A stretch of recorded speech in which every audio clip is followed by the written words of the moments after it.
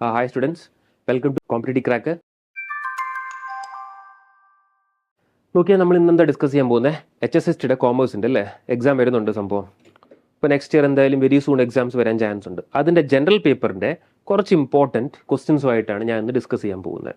അതിൽ ഏതാ topic? Polity, constitution അല്ലേ. അപ്പോൾ അതിനകത്ത് പല ക്വസ്റ്റ്യൻസും ഉണ്ട് കോൺസ്റ്റിറ്റ്യൂഷനകത്ത്. ഡയറക്റ്റ് കോൺസ്റ്റിറ്റ്യൂഷൻ ബേസ്ഡ് ചോദിക്കാം, അല്ലെങ്കിലോ പാർലമെൻറ്റ് ചോദിക്കാം, അല്ലെങ്കിലോ അസംബ്ലി ചോദിക്കാം, അല്ലെങ്കിലോ പഞ്ചായത്ത് രാജ് ചോദിക്കാം, അല്ലെങ്കിൽ കോൺസ്റ്റിറ്റ്യൂഷണൽ ബോഡീസ് ചോദിക്കാം, സ്റ്റാറ്റ്യൂട്ടറി ബോഡീസ് ചോദിക്കാം, അഡ്വൈസറി ബോഡി ചോദിക്കാം. അപ്പോൾ ഇതൊക്കെ മിക്സ് ചെയ്തിട്ടുള്ള ക്വസ്റ്റ്യൻസ് ആണ് പോളിറ്റി. അപ്പോൾ അതിൻ്റെ കുറച്ച് ക്വസ്റ്റ്യൻസ് നമുക്കിന്ന് ഡിസ്കസ് ചെയ്യാം. എങ്ങനെയൊക്കെ ക്വസ്റ്റ്യൻസ് ചോദിക്കാം, എക്സ്പെക്റ്റഡ് ടൈപ്പ് ഓഫ് ക്വസ്റ്റ്യൻസ്. ചിലത് ഡയറക്റ്റ് ആവാം, ചിലത് എന്താവാം, സ്റ്റേറ്റ്മെൻറ്റ്സും ആവാം. അപ്പോൾ നമുക്ക് നോക്കാം. Let's start. See the first question. Consider which all statements are correct regarding the President of India. Consider which all statements are correct regarding the President of India. Who is the President of India? Draupadi Murmu. From which state? Odisha. What type of election? Presidential election. Direct ആണോ indirect ആണോ? It is an indirect election. It is an indirect election. അപ്പം നമ്മൾ vote ചെയ്യുന്നുണ്ടോ common people? അല്ല, vote ചെയ്യുന്നില്ല അല്ലേ. അതുകൊണ്ടാണല്ലോ indirect election എന്ന് പറയുന്നത്. ഇനി നമുക്ക് നോക്കാം, which all statements are correct regarding the president of India. All MPs of parliament can vote in presidential election. എല്ലാ MPസും can vote in presidential election. ആ സ്റ്റേറ്റ്മെന്റ് ശരിയാണോ? അത് തെറ്റാണ് അല്ലേ. എല്ലാ MPs ഓഫ് പാർലമെന്റ് വോട്ട് ചെയ്യുന്നുണ്ടോ പ്രസിഡന്റ് ഇലക്ഷനിൽ? ഇല്ല. Only elected MPs. Only elected MPs and elected MLAs.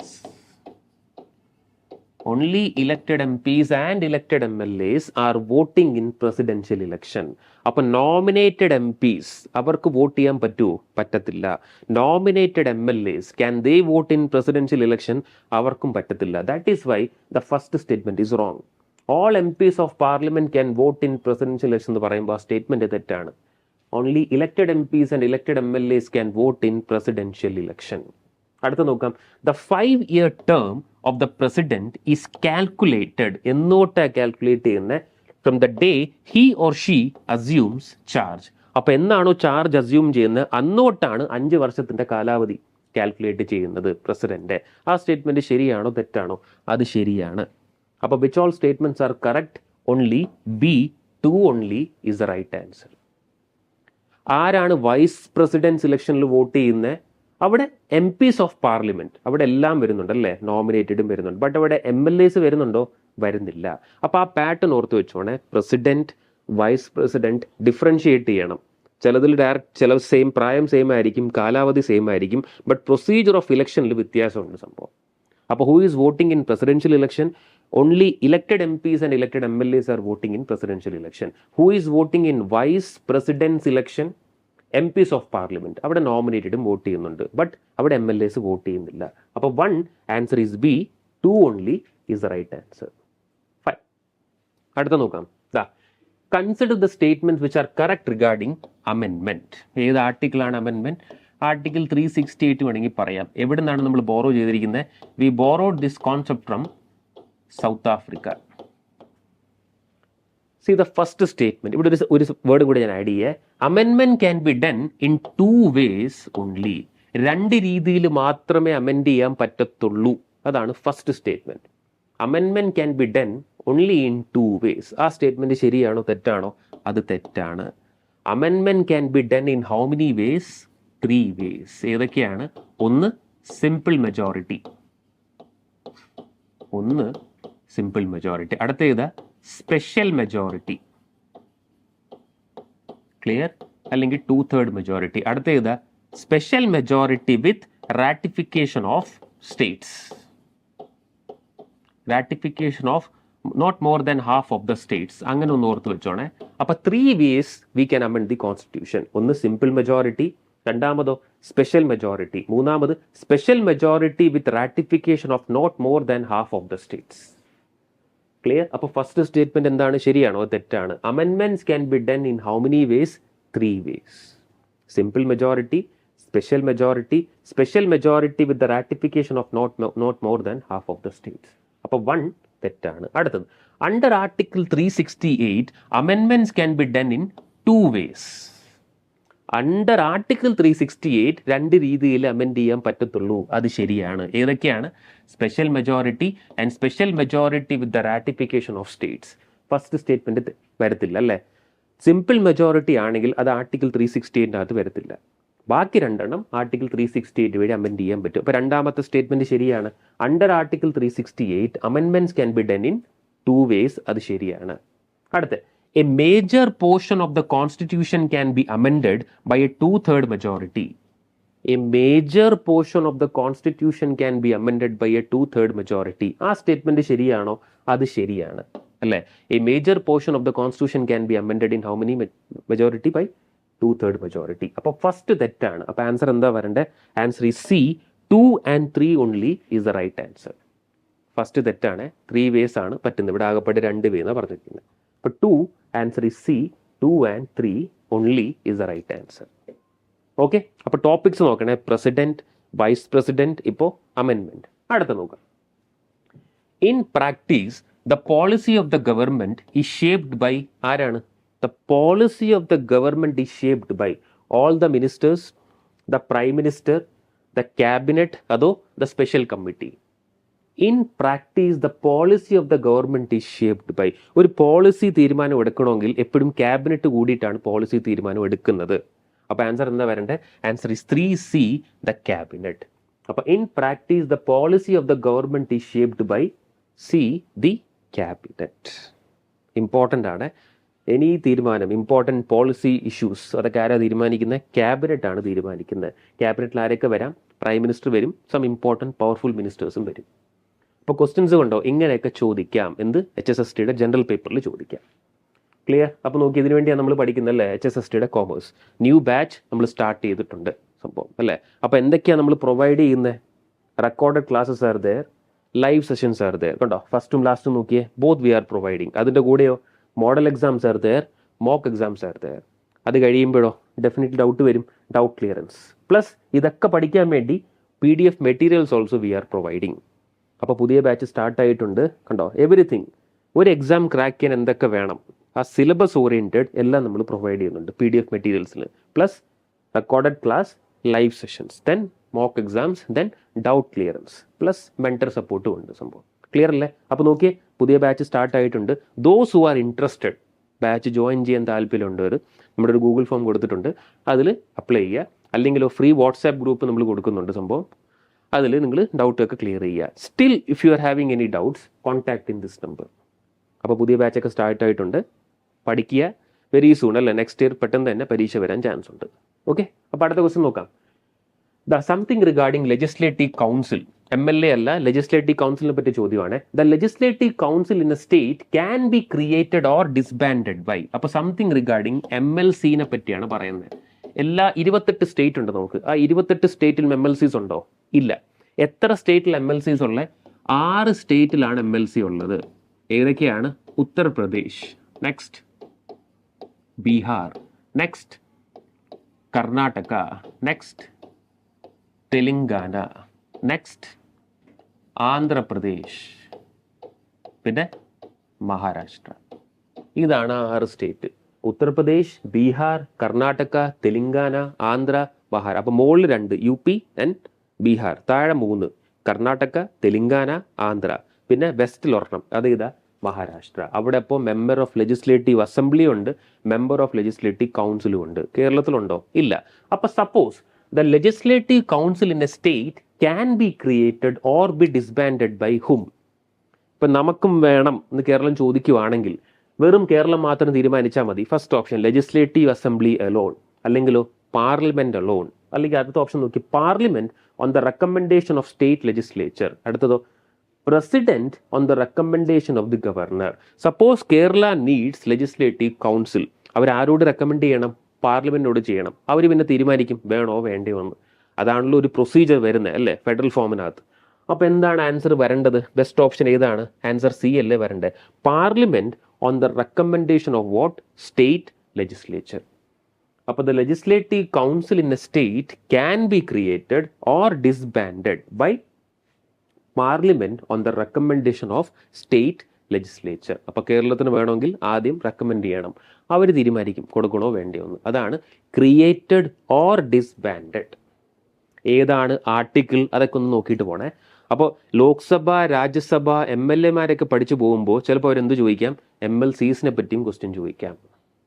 അപ്പോൾ കുറച്ചൊന്ന് ഒരു 1 സ്റ്റെപ്പ് അല്ലെങ്കിൽ 2 സ്റ്റെപ്പ് അഹെഡ് ആയിട്ടൊന്ന് ചിന്തിക്കുക, എങ്ങനെയൊക്കെ ചോദിക്കാം. അപ്പോൾ 4 answer is C, parliament on the recommendation of state legislature. Okay, അടുത്ത നോക്കാം. Which all statements are correct regarding the borrowed features of the constitution? It's a very very important topic. തുടങ്ങുമ്പോൾ തന്നെ നമുക്കറിയാം കുറേയൊക്കെ നമ്മൾ എവിടുന്നാണ് ബോറോ ചെയ്തിരിക്കുന്നത്? Government of India Act 1935. Some we borrowed from which place? UK. Some from USA, അല്ലേ? ഇപ്പോൾ parliamentary procedure UK എന്നാണ്, ബട്ട് ഫണ്ടമെന്റൽ റൈറ്റ്സ് അത് USA എന്നാണ്, ഫണ്ടമെന്റൽ ഡ്യൂട്ടീസ് അത് റഷ്യ എന്നാണ്, അല്ലേ? അപ്പോൾ അങ്ങനത്തെ ചില സാധനം, ഇപ്പോൾ അമെൻമെന്റ് നമ്മൾ പഠിച്ചില്ല, അത് എവിടുന്നാണ് നമ്മൾ ബോറോ ചെയ്തിരിക്കുന്നത്? ഞാൻ പറഞ്ഞു, സൗത്ത് ആഫ്രിക്ക. ഇപ്പോൾ നമ്മൾ ഒരുമിച്ചിരിക്കും, ജോയിന്റ് സിറ്റിംഗ്, അത് എവിടെ നിന്നാണ്? ഓസ്ട്രേലിയ. അപ്പം അങ്ങനെ പല പല വരും, അയർലൻഡ് വരാം, സൗത്ത് ആഫ്രിക്ക വരാം, അല്ല അങ്ങനെ പല പല രീതിയിൽ നിന്നും വരാം. നമുക്ക് ചോദ്യം നോക്കേ. Members nomination to the Rajya Sabha by the president was borrowed from Ireland. അപ്പം നമുക്കറിയാം 12 മെമ്പേഴ്സിനെ, MPസിനെ നമ്മൾ എന്ത് ചെയ്യുന്നുണ്ട്? പ്രസിഡന്റ് നോമിനേറ്റ് ചെയ്യുന്നുണ്ട്. ആ procedure we borrowed from Ireland. അത് ശരിയാണോ? നമ്മൾ അയർലൻഡ് പറ്റി പഠിക്കുമ്പോൾ എപ്പോഴും പഠിക്കും DPSP, അല്ലെ, directive principles of state policy. അതൊക്കെ ചാൻസ് ഇനി കുറവാണ് ചോദിക്കാൻ. See the option, members nomination to the Rajya Sabha by the president, ആ procedure was borrowed from Ireland. ആ സ്റ്റേറ്റ്മെന്റ് ശരിയാണോ? അത് ശരിയാണ്. അപ്പോൾ members nomination to the Rajya Sabha by the president was borrowed from Ireland, that is right. അടുത്ത നോക്കാം. Election of members of the Rajya Sabha, രാജ്യസഭയുടെ മറ്റേ ഇലക്റ്റഡ് ആയിട്ടുള്ള MLAs ഇല്ലേ, ആ procedure, election of members of the Rajya Sabha was borrowed from South Africa. അപ്പോൾ something regarding Rajya Sabha, അതാണ് ചോദ്യം. Election of members of the Rajya Sabha was borrowed from South Africa. പെട്ടെന്ന് സൗത്ത് ആഫ്രിക്ക എന്ന് പറയുമ്പോൾ നമ്മൾ എന്താ ചിന്തിക്കുന്നത്? സംഭവം നോർമലി അമെൻമെന്റ് ആണ്. ഇതവിടെ ശരിയാണോ ഈ statement? Election of members of the Rajya Sabha was borrowed from South Africa. ഈ സ്റ്റേറ്റ്മെന്റും ശരിയാണ്. ഇത് ചിലപ്പോൾ അങ്ങോട്ടും ഇങ്ങോട്ടും മാറ്റിയും ചോദിക്കേ. ഇവിടെ എന്താ ചോദിച്ചിരിക്കുന്നത്? Which all statements are correct എന്നല്ലേ? അപ്പോൾ രണ്ടും ഉണ്ട്. But always read the questions properly. ചിലപ്പോൾ അവർ ചോദിക്കും which all statements are not correct, അപ്പോൾ നണ്ണാണ്. രണ്ടും ശരിയാണല്ലോ. അപ്പോൾ ഇതിന് ആൻസർ എന്താ വരുന്നത്? Members nomination to the Rajya Sabha by the president was borrowed from Ireland. Election of members of Rajya Sabha was borrowed from South Africa. Both statements are correct. അപ്പോൾ എന്തൊക്കെ നമ്മൾ ബോറോ ചെയ്തിട്ടുണ്ട് അതൊക്കെ ഒന്ന് നോക്കി വെക്കണം. That is very very important. സ്ഥിരമായിട്ട് ചോദിക്കുന്ന ഒരു ടോപ്പിക്കാണിത്. അപ്പോൾ ഇതിൽ നിന്നും സ്റ്റേറ്റ്മെന്റ് റിഗാർഡിംഗ് ക്വസ്റ്റ്യൻസ് ചോദിക്കാം. അപ്പോൾ 5 answer is C, both 1 and 2. 5 answer is C, both 1 and 2. അടുത്ത നോക്കാം. ഹൈക്കോർട്ടിനെ പറ്റിയുള്ള ചോദ്യമാണ്. കേരളത്തിൽ ഹൈക്കോർട്ടുണ്ട്, ദാറ്റ് ഈസ് കൊച്ചി ഹൈക്കോർട്ട്, അല്ലേ? റിട്ടയർമെന്റ് ഏജ് ഓഫ് ഹൈക്കോർട്ട് എത്രയാണ്? 62 ആണ് സംഭവം. അപ്പോൾ pension കിട്ടണമല്ലോ.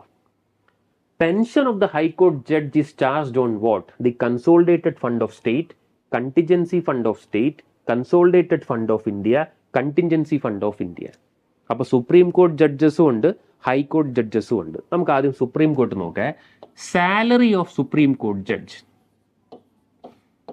Salary of the supreme court judge ഏതിലാണ് ചാർജ് ചെയ്യുന്നത്? കൺസോളിഡേറ്റഡ് ഫണ്ട് ഓഫ് ഇന്ത്യയിലാണ് ചാർജ് ചെയ്യുന്നത്. Consolidated fund of India. What is the retirement age of supreme court judge? 65 വയസ്സാകുമ്പോൾ അവർ റിട്ടയർ ആവും. അപ്പോൾ അവർക്ക് പെൻഷൻ വേണ്ടേ? അപ്പോൾ pension of supreme court judge, pension of the supreme court judge അതും എവിടെയാണ് ചാർജ് ചെയ്യുന്നത്? Charged on the consolidated fund of India. Consolidated fund of India. അപ്പോൾ ഇത് ഈസി അല്ലേ ശരിക്കും പറഞ്ഞാൽ? എല്ലാം ഇന്ത്യയുടെയാണ്. കൺസോളിഡേറ്റഡ് ഫണ്ട് ഓഫ് ഇന്ത്യയിലാണ് salary and pension. Now comes high court judge. Salary of high court judge, salary of high court judge അതെവിടെയാണ് ചാർജ് ചെയ്യുന്നത്? കൺസോളിഡേറ്റഡ് ഫണ്ട് ഓഫ് സ്റ്റേറ്റിലാണ് ചാർജ് ചെയ്യുന്നത്. Consolidated fund of state. ശ്രദ്ധിക്കണേ. ബട്ട് വൺസ് അവർ റിട്ടയർ ആയാൽ ഇവരെ ആരാ അപ്പോയിന്റ് ചെയ്യുന്നത്? Supreme court judges and high court judges are appointed by president അല്ലേ, സെന്റർ അല്ലേ? അപ്പോൾ സാലറി കിട്ടുവാണെങ്കിൽ അത് ഏതിലാണ് ചാർജ് ചെയ്യുന്നത്? ഹൈക്കോർട്ട് ജഡ്ജിന്റെ കൺസോളിഡേറ്റഡ് ഫണ്ട് ഓഫ് സ്റ്റേറ്റ് ആണ്. ബട്ട് ഞാൻ ഇവിടെ ചോദ്യം ചോദിച്ചിരിക്കുന്നത് എന്താ?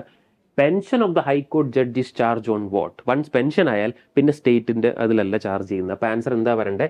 Answer is C, consolidated fund of India. അപ്പൊ മൂന്നിടത്ത് കൺസോളിഡേറ്റഡ് ഫണ്ട് ഓഫ് ഇന്ത്യ വരുന്നുണ്ട്. ഏതൊക്കെയാണ്? Salary of the supreme court judge, pension of the supreme court judge, പിന്നെ pension of the high court judge. ആകപ്പാട് ഒരു സ്ഥലത്ത് മാത്രമാണ് കൺസോളിഡേറ്റഡ് ഫണ്ട് ഓഫ് സ്റ്റേറ്റ് വരുന്നത്. അതേതാണ്? Salary of the high court judge. അപ്പോൾ ഈ 4 ഓർത്ത് വെച്ചോണേ. Salary of the supreme court judge is charge on consolidated fund of India, pension of the supreme court judge is charge on consolidated fund of India, salary of the high court judge is charge on consolidated fund of state, pension of the high court judge is charge again consolidated fund of India. അപ്പോൾ something regarding judiciary ഇങ്ങനെയും ചോദിച്ചിട്ടുണ്ട്. Statement ആയിട്ടും ചോദിക്കാം. ഞാനിപ്പോൾ just ഇത് വേറെ questions add ചെയ്തിട്ട് ഇത് ഒരു ഡയറക്റ്റ് ക്വസ്റ്റ്യൻ ആയിട്ട് ഇട്ടുന്നേ ഉള്ളൂ സംഭവം. അപ്പോൾ 6 answer is C, consolidated fund of India. Because high court ജഡ്ജിന്റെ പെൻഷനെ പറ്റിയാണ് പറഞ്ഞിരിക്കുന്നത്. ഓക്കെ, അടുത്ത നോക്കാം. ഹോൾഡിംഗ് എ ബന്ദ്, ഇതും കറണ്ട് അഫയേഴ്സ് ആയിട്ട് പറയാം. Holding a bandh was declared illegal for the first time in India by which high court? ഏത് ഹൈക്കോർട്ടാണ് പറഞ്ഞത് holding a bandh is illegal? Rajasthan high court, Gujarat high court, Kerala high court, അതോ മഹാരാഷ്ട്ര ഹൈക്കോർട്ട്? ഇത് കേരളത്തിന്റെ എക്സാം അല്ലേ? അപ്പൊ ചില കേരള റിലേറ്റഡ് ചോദ്യങ്ങളും ചോദിക്കാം, പോളിറ്റിയോ കറണ്ട് അഫയേഴ്സോ ആയിട്ട്. അപ്പൊ ആൻസർ എന്താ വരണ്ടേ? കുറെ കൂടെ നൈസ് ഓപ്ഷൻ എന്തായിരിക്കും? ആൻസർ ഈ 7C, കേരള ഹൈക്കോർട്ട്. അപ്പൊ ഏത് ഹൈക്കോർട്ട് ആദ്യമായിട്ട് പറഞ്ഞ holding a bandh was declared illegal? That is Kerala high court. Clear അല്ലേ? ഈ കേരള ഹൈക്കോർട്ടിൽ ഏതൊക്കെയാണ് ജുറിസ്ഡിക്ഷനിൽ വരുന്നത്? ഒന്ന് കേരളമുണ്ട്, പ്ലസ് നമ്മുടെ ലക്ഷദ്വീപ് അതിനകത്താണ് വരുന്നത്. അപ്പോൾ holding a bandh was declared illegal for the first time in India by which high court? Kerala high court. എത്ര ഹൈക്കോർട്ട് ഉണ്ട്? 25 അല്ലേ? ഏത് ഹൈക്കോർട്ടിനാണ് ഏറ്റവും കൂടുതൽ ജുറിസ്ഡിക്ഷൻ ഉള്ളത്? ഗുവാഹട്ടി ഹൈക്കോർട്ട്. ഏത് ഹൈക്കോർട്ടിലാണ് ഏറ്റവും കൂടുതൽ ജഡ്ജസ് ഉള്ളത്? ഉത്തർപ്രദേശ് ഹൈക്കോർട്ട്. ഇതൊക്കെ ചോദിക്കുന്ന ചോദ്യങ്ങളാണ്.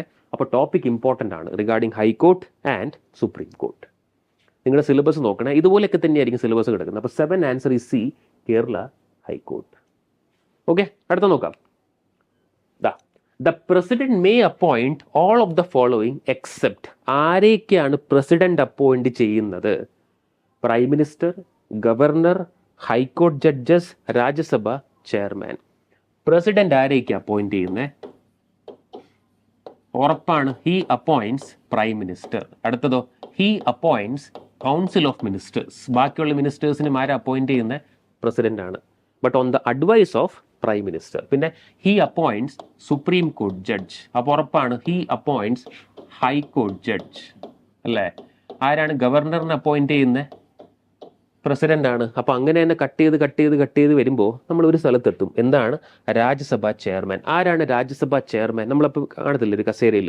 ലോക്സഭയിൽ പോയാൽ സ്പീക്കർ കാണും, അപ്പുറത്ത് കാണുമ്പോൾ ചെയർമാൻ കാണും. Always the chairman of Rajya Sabha is the vice president of India.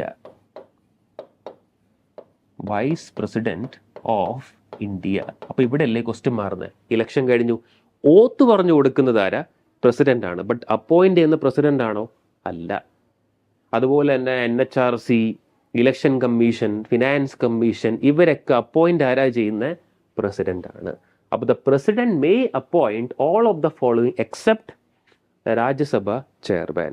Always the Rajya Sabha chairman is the vice president of India. Already നമ്മൾ പഠിച്ചു ഫസ്റ്റ് ക്വസ്റ്റ്യനിൽ എങ്ങനെ ഇലക്ഷൻ നടക്കുന്നത്. MPs of parliament is voting in Rajya Sabha chairman election അല്ലെങ്കിൽ vice president's election. അപ്പോൾ 8 answer is D, Rajya Sabha ചെയർമാനെ appoint ചെയ്യുന്നില്ല. ബാക്കി prime minister, council of minister, supreme court, high court judge, governor, CAG, election commission, finance commission, NHRC, ഇവരെല്ലാം appoint ചെയ്യുന്ന ആരാ? Answer is president. Clear? അടുത്ത നോക്കാം.